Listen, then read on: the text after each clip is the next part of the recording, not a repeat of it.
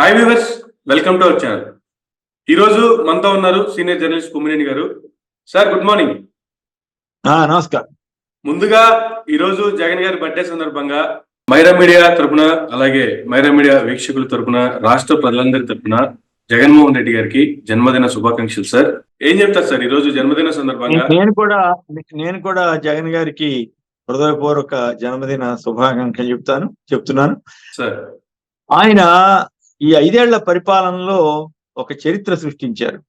చివరికి సుదీర్ఘకాలం 45 ఏళ్ల రాజకీయ అనుభవం ఉన్న చంద్రబాబును సైతం తన పాలనా విధానాల ద్వారా, తన పాలనా సమర్థత ద్వారా ఆయన గడగడలాడించగలుగుతున్నాడు. అందుకే వాళ్ళకి ఏమి దిక్కుతోచని పరిస్థితిని ఆయన క్రియేట్ చేశారు.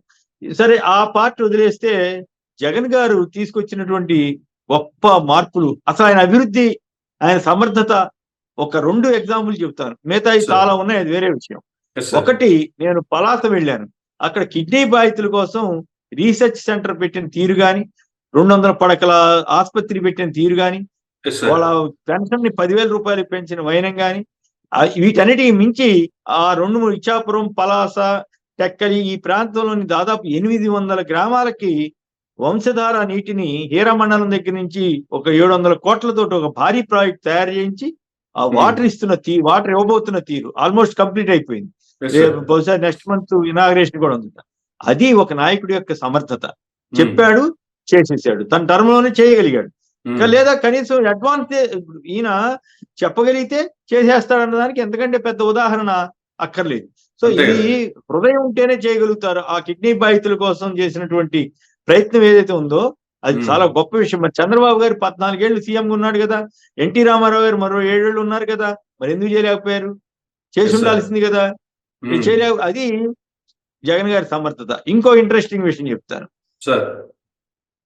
అమరావతి ప్రాంతంలో ఎక్కడో మారుమూల అంబేద్కర్ గారి స్మృతివనం అని పెట్టి అక్కడ పెద్ద విగ్రహం పెడతానని చెప్పి చంద్రబాబు గారు చెప్పారు. ఓకే, అందరూ అక్కడ ఏంటి సెంటర్ లో పెడితే బాగుండు కదా అనుకున్నారు. సరే, అయినా కూడా ఎక్కడో చోట పెడతానంటున్నాడులే, అంతకుముందు దళితులు ఉద్దేశించి ఆయన ఏమన్నా సరే మా మనిషిలో మార్పు వచ్చిందేమోలే, అయినా పూర్తి మార్పు కాదు, ఎక్కడో మార్పులు పెడుతున్నారు, పెడితే సంతోషంలే అనుకున్న వాళ్ళు ఉన్నారు.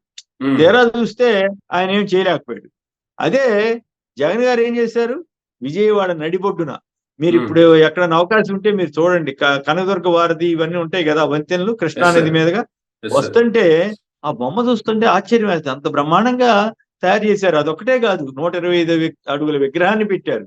అలాగే కన్వెన్షన్ సెంటర్, ఇతర అనేక ఎడ్యుకేషనల్ ఏమంటాము అక్కడ సదుపాయాలు పెట్టారు.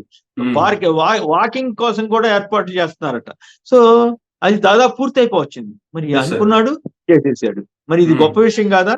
అంటే ఒక రాష్ట్రానికి మేలు చేయదలిస్తే ఎలా చేయొచ్చు అనేది ఆయన చూపిస్తున్నాడు.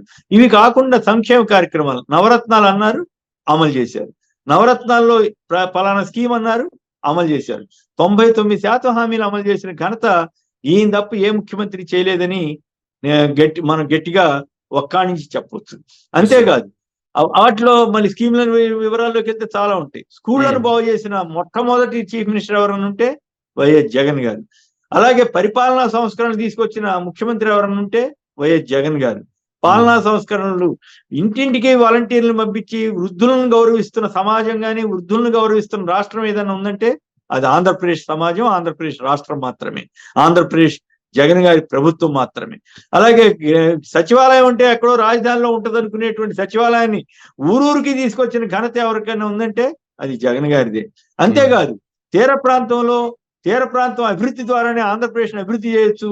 మ్యానుఫ్యాక్చరింగ్ ఇండస్ట్రీ కానీ ఇవన్నీ రావాలంటే తీర ప్రాంతంలో పోర్టులు ఉండాలని గుర్తించిన మొదటి ముఖ్యమంత్రి ఎవరంటే ఈయన జగన్ గారు. 70 ఏళ్లలో 3-4 ఉంటే ఈయన హయాంలో ఒక్కసారి 4 పోర్టులు తీసుకొస్తున్నాను. నేను రామాయపట్నం పోర్టు చూశాను, ఎంత వేగంగా జరుగుతుందంటే రేపు బహుశా 1-2 నెలల్లో అక్కడ ఒక బెర్త్ కూడా రెడీ అయిపోతుంది. అలాగే మూలపేటలో కూడా అంతే వేగంగా జరుగుతుంది. అలాగే కాకినాడ గేట్వే, మచిలీపట్నంలో కూడా వేగంగా జరుగుతా ఉంది. 9 ఫిషింగ్ హార్బర్లు, మత్స్యకారుల కోసం ఆయన ఎంత అభిమానంతో అట్లా చేస్తున్నారండి.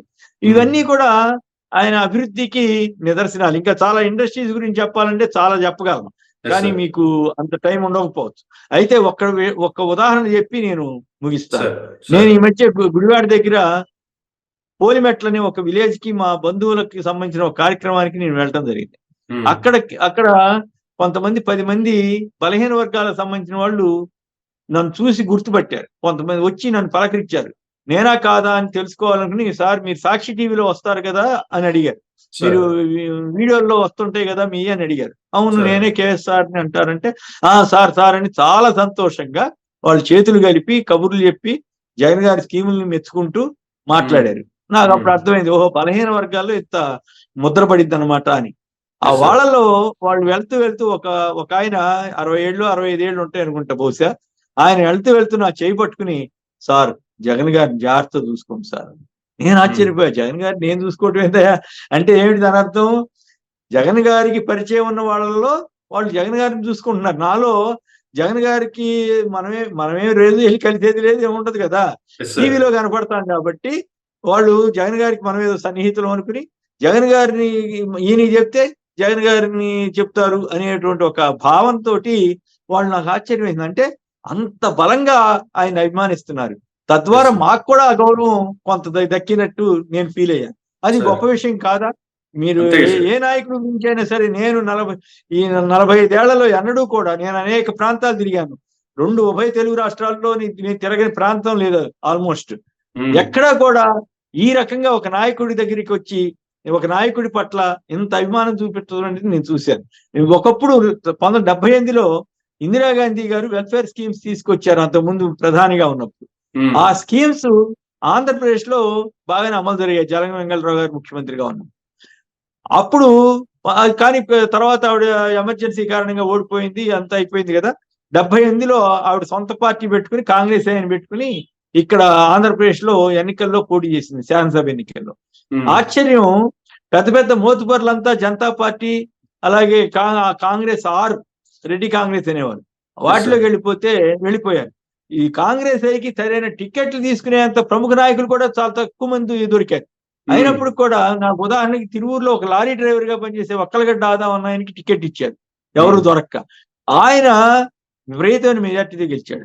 ఆయన గెలవడమే కాదు, మొత్తం 180 మోతుబరులు, పెద్ద పెద్ద డబ్బున్న అస్సాంలు, పెద్ద పెద్ద రైతులు అందరూనేమో జనతా పార్టీ అధికారంలోకి వచ్చేస్తుందని వాళ్ళు నమ్మితే సైలెంట్ మెజారిటీ అంటే జనం అంతా కూడా ఇటువైస్తారు, బలహీన వర్గాలు ప్రత్యేకించి. ఆ రోజు ఇందిరాగాంధీని బలహీన వర్గాల వాళ్ళు ఎట్లా ఆదరించారో ఈ రోజున బలహీన వర్గాలతో పాటు మిగతా ఇతర వర్గాలు సైతం జగన్ గారిని అభిమానిస్తున్నాయి, ఆదరిస్తున్నాయి. అదే ఆయనకు బలం, అదే ఆయనకు శక్తి. ఆయన మళ్ళీ గెలిచి మళ్ళీ ప్రజలకు అంతకంటే మించిన రెట్టింపు సేవలు అందించాలనేది నా ఆకాంక్ష. అలా జరుగుద్దని ఆశిద్దాం. అందుకే మరొకసారి ఆయనకి జన్మదిన శుభాకాంక్షలు తెలియజేద్దాం. Thank you sir, thank you very much అండి. ఇదండి జగన్మోహన్ రెడ్డి గారికి సంబంధించి ఆయన చేస్తున్నటువంటి సంస్కరణలకు సంబంధించి ఆయన బర్త్డే సందర్భంగా కొమ్మినేని గారితో చిన్న ఇంటర్వ్యూ. ఇది ఇంటర్వ్యూ, మరొక ఇంటర్వ్యూ మళ్ళీ కలుద్దాం. చూస్తూనే ఉండండి మేడం.